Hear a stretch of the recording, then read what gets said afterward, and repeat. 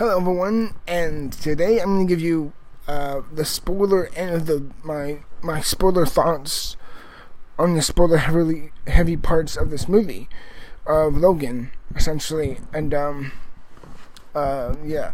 So the main number one, when I wouldn't say one of the big emotional.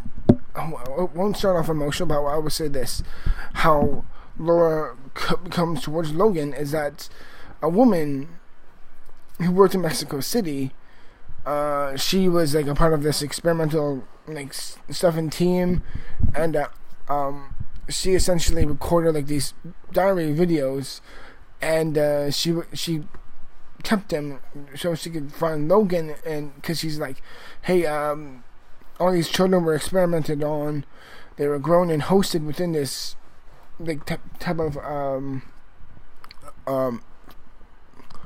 power plant of a place, and they were all experimented on, and they all have mutations and stuff like that. And she's like, oh yeah, they all certain type of genetics and it's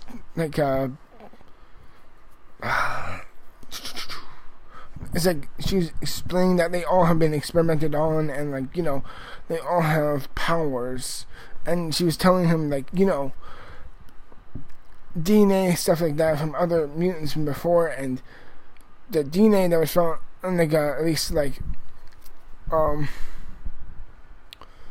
what I'm trying to say is that X-23 is Logan's daughter. Now, it's not because Logan slept with someone before, it's because the company and the person who led the company was that weird brain dead this older man. Now, the villain, played by James Mangold, I think it is,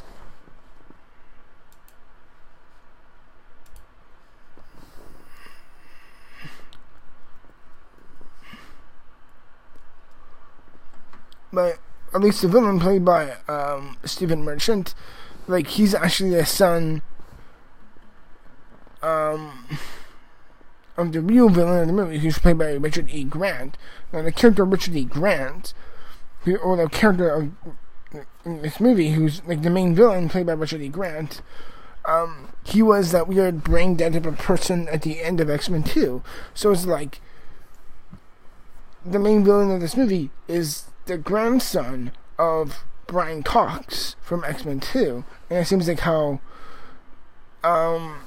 that's kind of continued through, and it's really interesting. I loved on how they showed that X-23 is his mutant daughter in a way, and I love how it's almost his past, his resurgence to kick his ass again. Oops. I thought it was really powerful, and not just that, but another great powerful moment is when when Wolverine, one of my favorite things in this movie is that Professor X. Again, it's not Professor X anymore. It's Charles Xavier, and as he sees you, moments where everything kind of goes haywire, goes insane. And one of the parts that happens is in I think it was in Las Vegas, in a nightclub.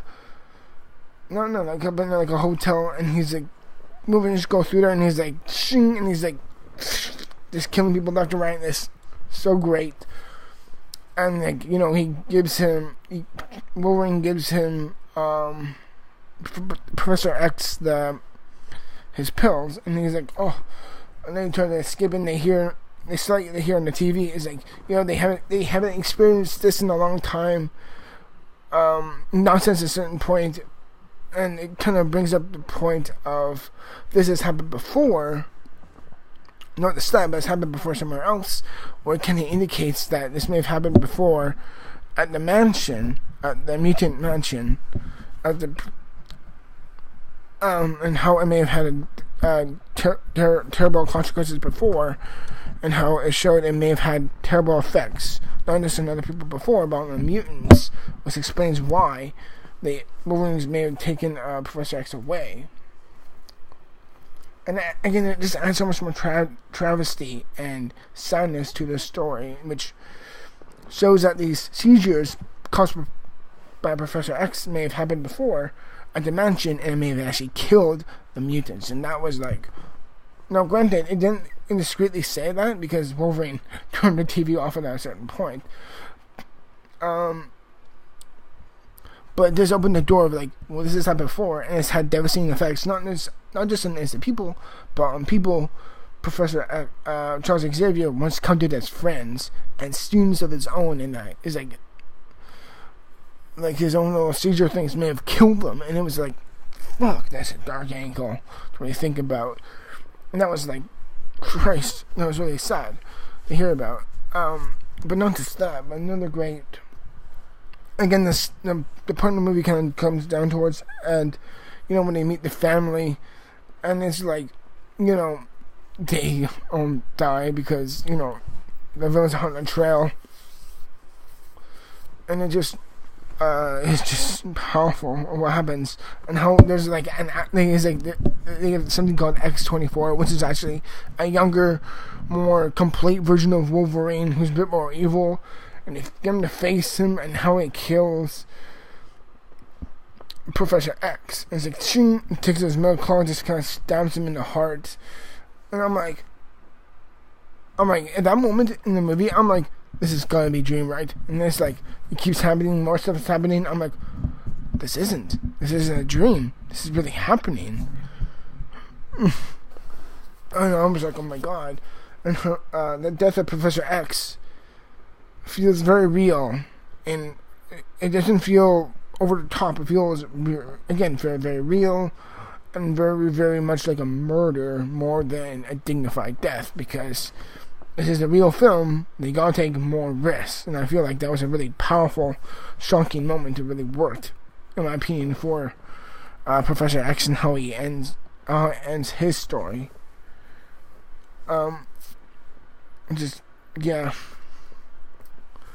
As a whole, it's just super powerful. And not just that, but how, like, the final fight in the forest is so enticing, so powerful. And when Wolverine kind of takes the mess and he just, like, jams into his neck. Ow, I should hit my jaw. He just goes berserk, and you see the blood on his claws, and how it hurts for him to regenerate just to get the claws out. And it's, like, so powerful. And then he faces off the ultimate villains, and how Daphne Keane, that's the girl who plays her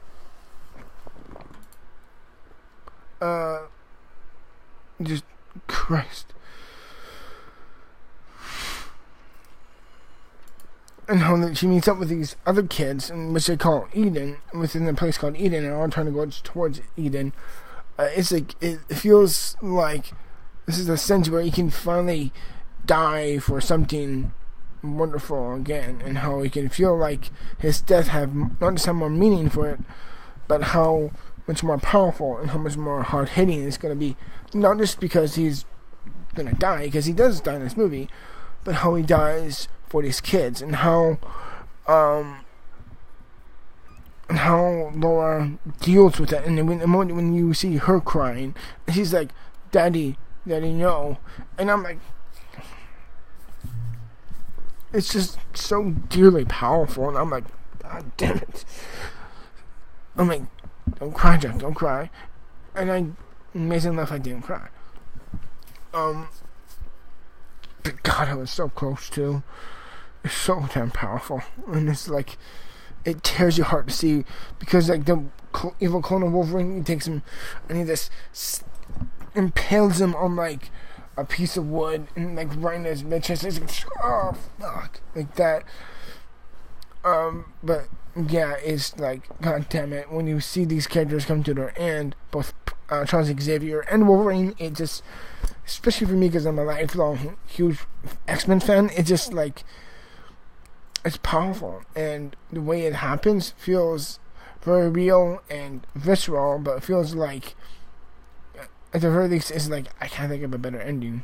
And like, Logan, he has like this adamantium bullet, because at one point he considered killing himself, and like at some point,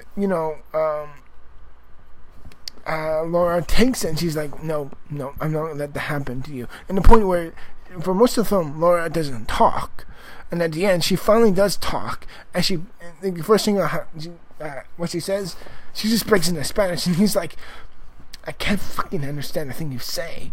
He's like, and there's a scene when they're talking in the car, and he's like, shut the fuck up. And he's like, it's both so powerful, but yet quite funny. And it's like, God, it's just emotionally powerful. Like I said, it's just an emotionally powerful movie, and how you don't give a shit. Just God, it's a powerful film.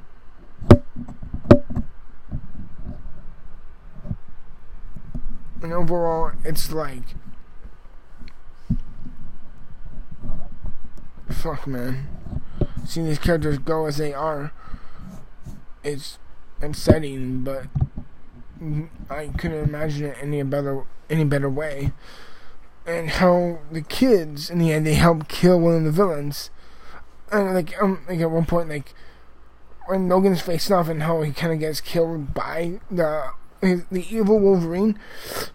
Laura, she takes the adamantium bullet, she puts it to a pistol, and she's like, and the Wolverine's like got impaled by, by the evil Wolverine, and she's like, and here, and then evil Wolverine's just like, then like a good like portion of his face got blown off. It's like, it's like, oh shit, she killed the evil Logan. Oh my god. And again, it's just powerful as hell. I love those moments. Nothing more than I can say. Logan's phenomenal. That's what I thought. The spoilers, everyone. I really hope you enjoyed it. And until then, everyone, thank you very, very much for watching. And I will see. And then, that's just all I really gotta say about the spoilers for this film. Because it works amazingly. Seriously, it's just an amazing film. I would highly recommend it for anyone who just loves film. I'm not too squeamish, because it's a very gory film. Well, very, very violent, not gory. It's not like Saw or anything like that, or Hostile, but it's like, it's violent, and you see the blood on the claws, and it's just, God, it's powerful film. Nothing more to say, but I think Logan is a modern masterpiece. And I love every second of it. So until then, everyone, thank you very much for watching. Hope you enjoyed my spoiler talk on Logan. As always, everyone, thank you very much, and I'll see you in the future for more videos. As always, till then, goodbye.